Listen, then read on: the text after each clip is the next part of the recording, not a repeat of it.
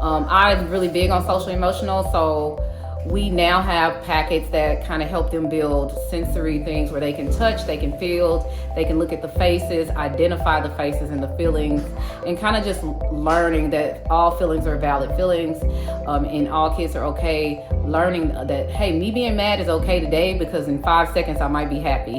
Who knows? And so letting them know that just because they're mad or sad or angry or frustrated, there's a way to handle it. We can talk about it. We can breathe through it. We can use our emotions to kind of meditate on ourselves and say, 1, 2, 3, I'm taking care of me. With these books that we have for social emotional development, it really helps all the kids kind of link on.